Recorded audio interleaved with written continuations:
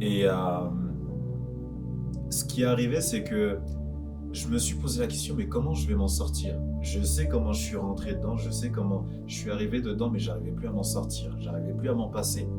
Je passais des après-midi, surtout au lycée, les après-midi, les mercredis après-midi où j'avais pas cours, c'était super dangereux pour moi parce que je passais tout mon temps en fait sur ça.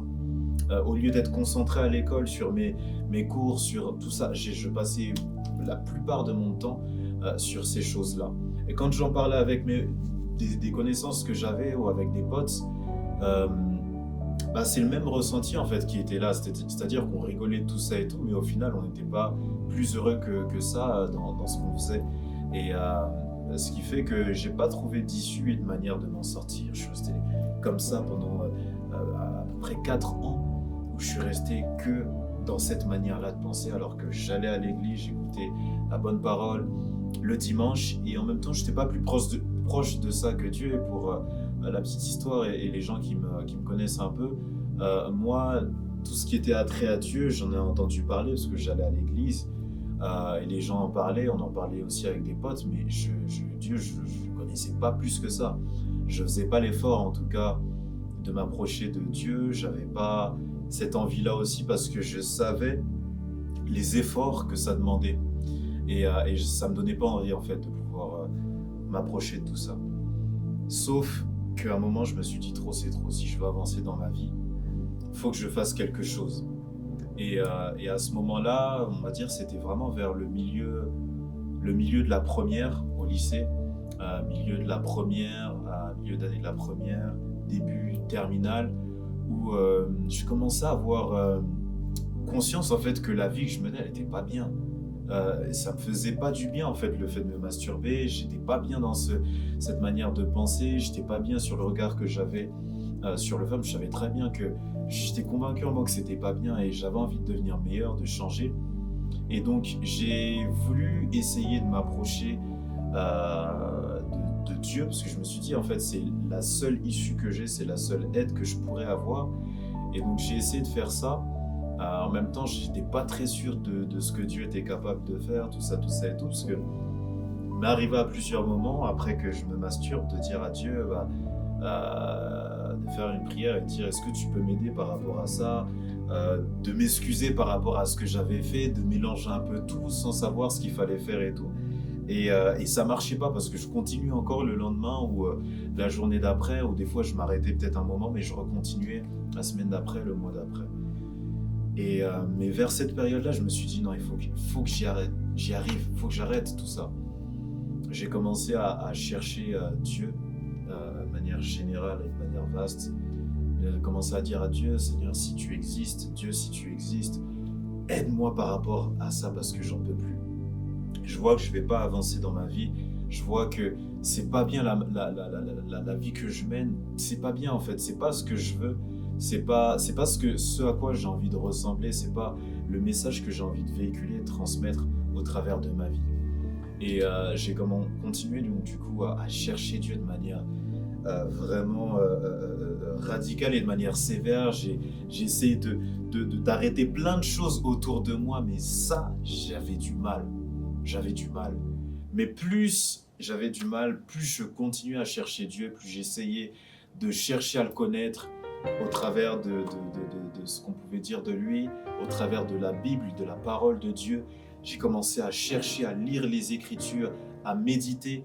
J'ai commencé à prier Dieu, moi qui priais quasiment pas.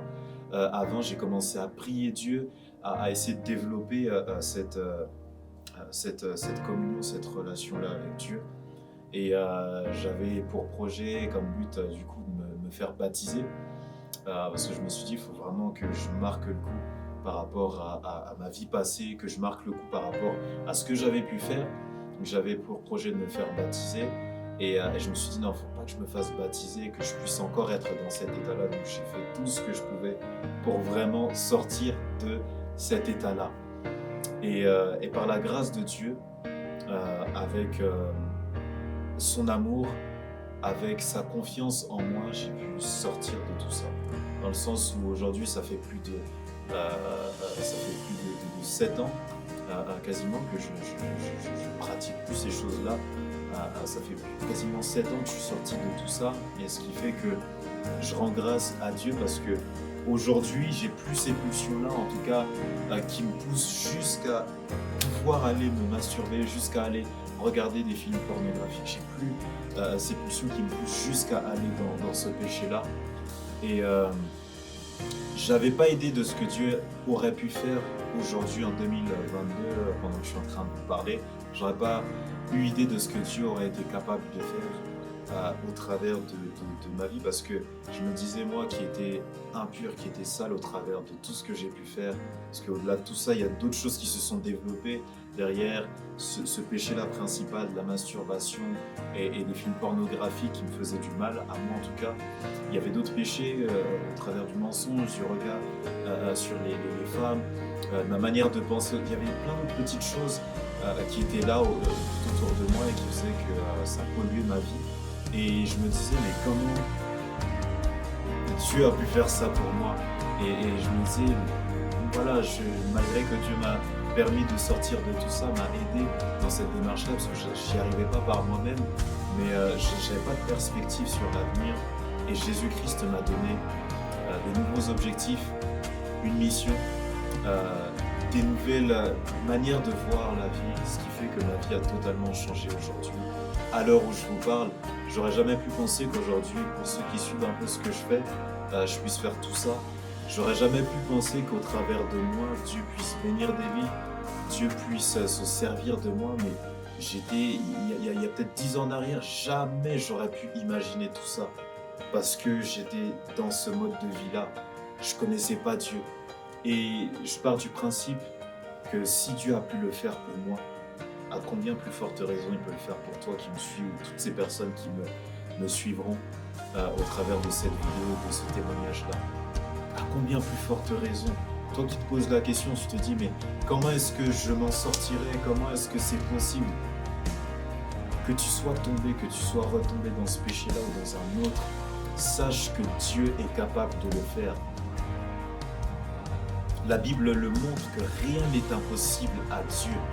Et ce qu'on demande, ce qu'on demandera au nom de Jésus-Christ se fera. Et si tu t'accroches à Jésus-Christ, si tu as foi en lui, je ne sais pas ce que tu peux avoir aujourd'hui, si c'est ces choses-là par lesquelles tu es en train de traverser, de passer, ou si c'est autre chose. Mais sache une chose, c'est que la Bible déclare que Jésus-Christ est le même hier, aujourd'hui et éternellement. Et même en 2022, il a la capacité de pouvoir faire quelque chose pour toi. Alors, à toi qui es en train de me suivre, j'aimerais prier avec toi et que tu puisses juste répéter ces paroles après moi, et je vais ensuite prier avec toi. J'aimerais que tu puisses dire: Seigneur Jésus, me voici devant toi. J'ai écouté le témoignage de Giovanni. J'ai écouté tout ce que tu as fait pour lui. Et je prie que tu puisses, à partir d'aujourd'hui, m'aider à sortir de ce péché de la masturbation. Je prie que tu puisses m'aider à sortir des pensées, des mauvaises pulsions qui me poussent à me masturber. Dans le nom de Jésus-Christ, je déclare que ma vie ne sera plus jamais la même, que le diable ne sera plus au contrôle de ma vie. Au nom de Jésus-Christ, merci parce que tu m'as pardonné. Merci parce que tu m'as accepté tel que je suis venu devant toi, dans le nom de Jésus-Christ. Père, je te prie pour toutes ces personnes qui me suivent, que ce soit des garçons, que ce soit des femmes, des filles, que ce soit des jeunes enfants qui me suivent, parce que malheureusement ce péché affecte même les plus jeunes, même ceux qui sont dans les écoles maternelles, même ceux qui sont dans les écoles primaires. Et je prie par le nom de Jésus-Christ qu'ils puissent sortir de ce péché, que toute force, toute oppression satanique les sorte de ce péché au nom de Jésus-Christ. Amen. Toi qui m'as écouté, sens-toi libre aujourd'hui et sache que Dieu t'aime plus que tout.